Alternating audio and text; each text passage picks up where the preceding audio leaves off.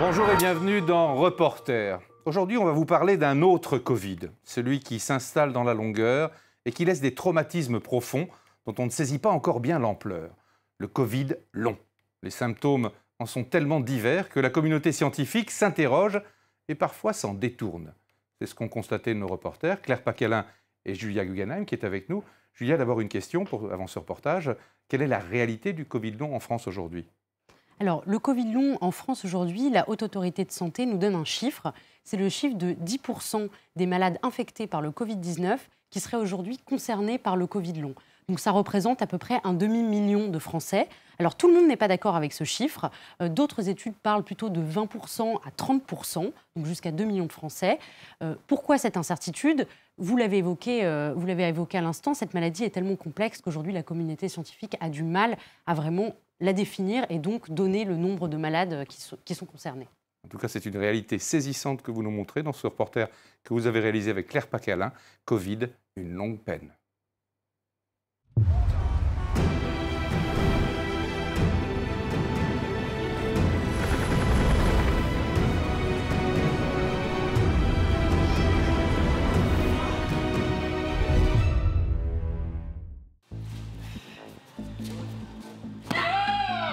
Anne-Laure Florentin est triple championne d'Europe de karaté. Mais aujourd'hui, son entraînement a changé du tout au tout. 4 séries. Ah oui, ça va, c'est léger. Pourtant, c'est pas du tout un exercice cardio, mais je ressens une espèce de saut, au niveau du rythme cardiaque. Pas très agréable. Enfin, surtout que ça me renvoie quelques mois en arrière. Quelques mois en arrière, c'est une infection au Covid-19. Une forme peu sévère au début, mais des symptômes qui persistent pendant des mois. C'est renoncer à 2 années de course à l'olympisme, renoncer à un potentiel 4e titre de championne d'Europe, de renoncer à des jeux qui sont pour le karaté les premiers et les derniers, et au championnat du monde aussi, qui était la compétition sur laquelle je voulais aussi finir ma carrière à la fin de l'année à Dubaï. Touchée par une myocardite, une séquelle cardiaque courante chez les malades du Covid long, l'athlète de 29 ans n'a pas d'autre choix que de mettre fin à sa carrière sportive. Honnêtement, par rapport à ce que je faisais avant, c'est vraiment essayer de me maintenir, de retrouver une petite condition physique. Parce que si on parle aussi de séquelles, je pense que les séquelles que j'ai du Covid, c'est la perte de ma condition physique. Une séquelle parmi tant d'autres. Les symptômes du Covid long sont extrêmement variés et souvent très invalidants. L'OMS estime qu'une personne sur 10 ayant contracté la Covid-19 est concernée. Et ça, c'est un kimono qui a été créé pour les Jeux Olympiques, un peu plus fin, très agréable, mais je ne les aurais pas portés très longtemps, ces kimonos, parce qu'ils sont sortis l'année dernière. La karatéka a dû passer du dojo au livre de cours. Elle suit aujourd'hui un master de management. Je dois commencer une seconde vie, donc là, je suis en pleine phase de transition. Qui est une phase qui n'est pas si simple en soi, parce que je dois me refixer de nouveaux challenges. Ces bouleversements touchent aussi enfants et adolescents. En février 2020, toute la famille Peters a contracté la Covid-19. 16 mois plus tard, personne n'est remis. Alors pour Meili, ça a été un amaigrissement de 17 kilos. Avec une hospitalisation de presque 3 mois. Manoa, le plus handicapant, il a encore quelques symptômes, mais le plus handicapant, c'est son hypersomnie et son brouillard cérébral. Pour moi, ça va être une fatigue à l'effort. Avant, oui, j'étais jamais malade. Je suis très peu de fois allée voir le médecin parce qu'il n'y avait pas vraiment besoin. J'étais celle avec la meilleure santé de la famille. Pour préserver ses forces, les médecins interdisent même à la jeune fille de sortir se balader. Comment tu te sens, ça va ? Oui, ça va. T'es pas trop fatiguée ? Là, non. Non, ça va pour l'instant.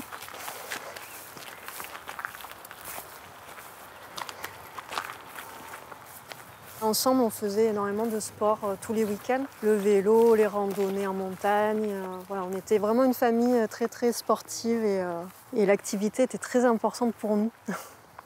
On va se promener de temps en temps, mais jamais très longtemps, 10-15 minutes, et on ne peut pas le faire tous les jours. Et c'est à peu près tout ce qu'on peut faire. Je suis vite essoufflée. Et la fatigue, ça dure sur plusieurs jours, voire semaines. Tu dors toute la journée.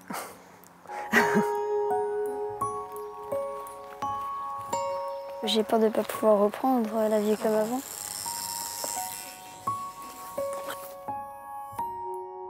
Pendant 14 mois à peu près, j'ai pas pu du tout m'occuper de la maison, faire à manger. Si je voulais préparer le repas, je préparais pendant 5 minutes, j'allais me coucher une demi-heure, je recommençais à cuisiner 5 minutes. Les enfants étaient obligés de m'aider beaucoup. Manoa alterne entre une présence au collège adapté et des arrêts maladie complets. Aujourd'hui, sa professeure d'anglais se déplace pour son heure de cours hebdomadaire à domicile. Laborieux depuis que Manoa est malade. What time do you wake up in the morning? What time did you wake up in the morning? I wake up At what time? 7, 8, 9? 12. Dans la concentration, là, ça allait. Mais si on fait jour après jour sans repos, bah là je vais avoir moins de concentration. Les fatigues intenses et les troubles de la concentration sont des symptômes très courants du Covid long pédiatrique. Manoa, lui, peut dormir jusqu'à 21 heures par jour. Par exemple, en maths, j'ai plus de mal à visualiser dans ma tête pour les calculs. Je suis plus obligée de compter sur mes doigts. C'est quoi qui te manque le plus? Les amis. Je suis vraiment pas en capacité de travailler, c'est quelque chose qui m'inquiète énormément. Je suis toute seule avec mes enfants, donc voilà, c'est très anxiogène en fait de savoir qu'on ne sait pas, voilà, dans 6 mois comment on va payer les factures ou comment ça va se passer. Des angoisses renforcées par les manques dans la prise en charge médicale. Il y a encore beaucoup de médecins qui pensent que c'est totalement psychologique. J'ai un sentiment de colère, en fait, de ne pas être entendue du tout par le corps médical. Je vois que ça change un peu pour les adultes, je vois que pour les enfants, pas du tout. Et souvent, on apprend aux médecins, en fait, les dernières études qui viennent de sortir. On lui donne des documents, on lui donne des liens vers certaines études.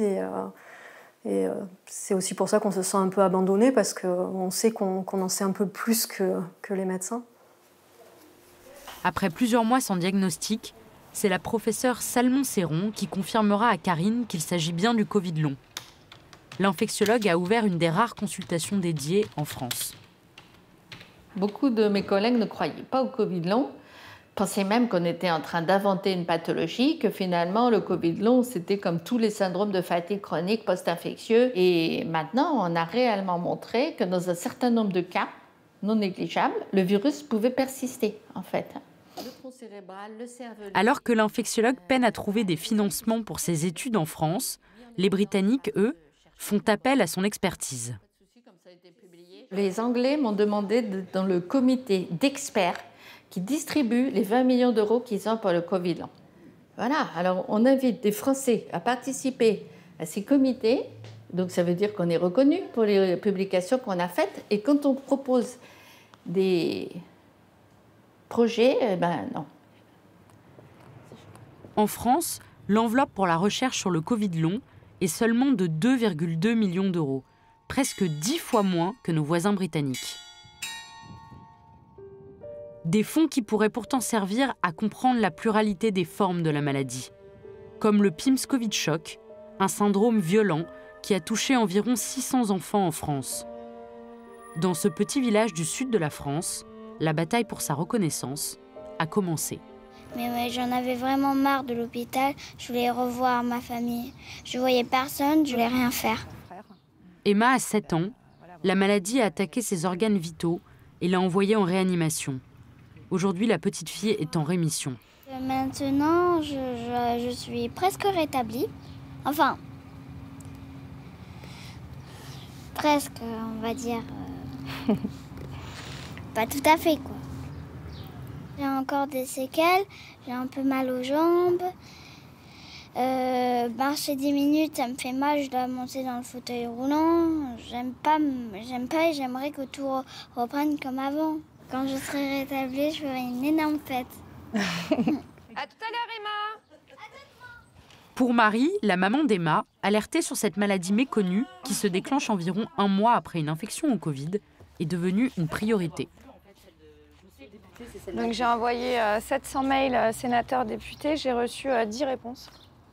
Un peu décevant, je trouve, parce que je pense que si ça arrivait à leur enfant, ils prendraient les choses à plein le cœur, quoi. Le PIMS Covid peut être fatal si l'enfant n'est pas diagnostiqué à temps. À l'inverse, une fois pris en charge, les traitements sont plutôt efficaces. Il y a une méconnaissance du PIMS Covid par les acteurs de la santé. Si Emma avait été prise dans les délais raisonnables, qu'elle avait été traitée par immunoglobuline et corticoïdes rapidement, elle n'aurait peut-être pas eu un passage en réanimation, ou en tout cas il aurait été court, et elle n'aurait certainement pas les séquelles qu'elle a aujourd'hui, avec une rechute cardiaque aussi. En avril, Marie décide de créer l'association Famille des enfants victimes du PIMS Covid. Ça m'a permis aussi de me sentir utile par rapport à tout ça. Et le fait de rassembler et de nous retrouver tous, à se soutenir comme nous le faisons, parce que vraiment on est un groupe avec tous les parents, on se soutient les uns les autres et il y a une unité qui est juste merveilleuse. C'était essentiel pour moi. Le lendemain, pour la première fois, Marie et Emma rencontrent une députée. Je stresse. Mais non, elle est très gentille, ne t'inquiète pas. Patricia Mirales est elle-même atteinte du Covid long. Je suis venue juste pour cette princesse. Bonjour, ça va? Oui. Bonjour, vous êtes Marie? Oui. Bonjour. Bonjour, je suis ravie de vous voir. Oui. Alors, je vais le mettre là. Maman m'a écrit et donc j'ai lu un petit peu ce qui t'était arrivé.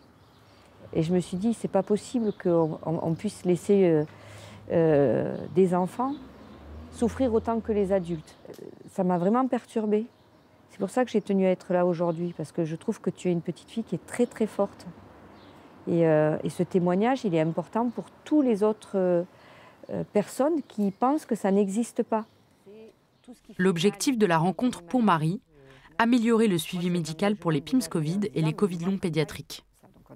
C'est un rendez-vous à droite, un rendez-vous à gauche. Il n'y a aucun suivi d'établi entre les médecins généralistes, les cardiologues. Enfin, les parents font faire des examens sur demande. C'est eux qui demandent les examens pour leurs enfants. J'ai demandé à l'ARS, au directeur de l'ARS, qu'on puisse monter une unité, mais pour les enfants. Et il faut qu'on avance aussi pour que les gens ne se déplacent finalement qu'une fois pour établir le diagnostic. Depuis le tournage, Marie a eu un rendez-vous avec la Haute Autorité de Santé. Elle participe maintenant au groupe de travail sur le PIMS Covid. Ça va? Manoa s'est fait un nouvel ami, lui-même atteint du Covid long pédiatrique. Ses examens ont été revus par un spécialiste qui a pu confirmer l'origine cérébrale de ses symptômes. La famille obtient enfin un diagnostic. Aujourd'hui, je me dis, ok, certes, j'ai arrêté ma carrière, mais il y a un truc qui est plus important que le sport, c'est quand même la santé. Quant à Anne-Laure Florentin, après le naufrage, elle poursuit sa reconstruction.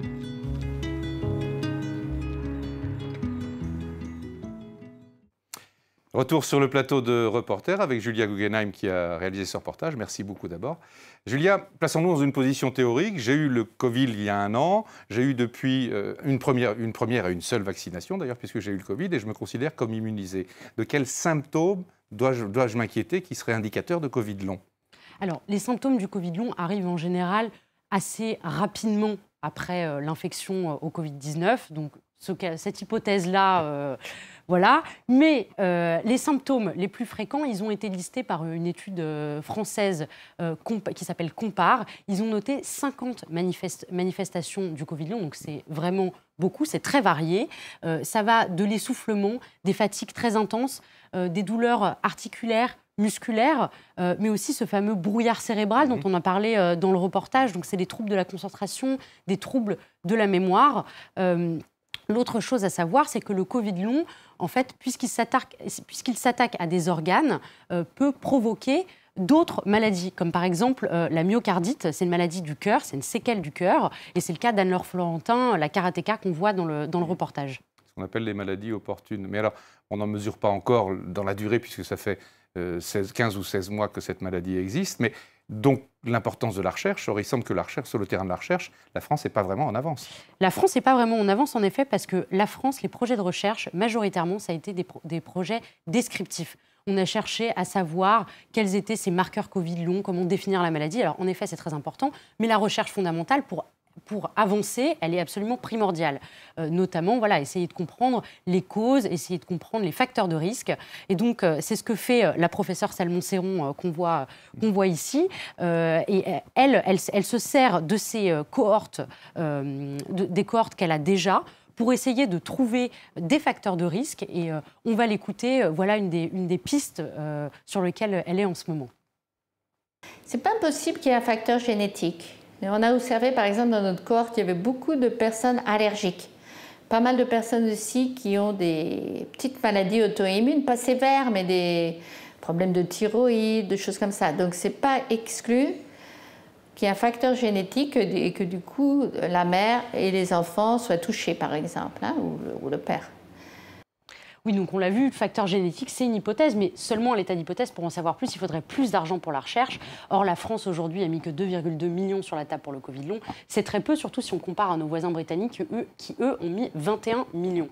J'ai posé la question au ministère. Pourquoi aussi peu? Ils nous ont répondu que c'est parce qu'ils n'avaient pas assez de projets de recherche qualitatifs pour répondre, pour être financés par le ministère. Bon, on va demander à nos amis chercheurs de trouver des projets qualitatifs. On vous remercie beaucoup et on sera amené de revenir sur ce thème. Merci beaucoup pour ce reportage. On se retrouve la semaine prochaine pour un nouveau numéro de Reporter.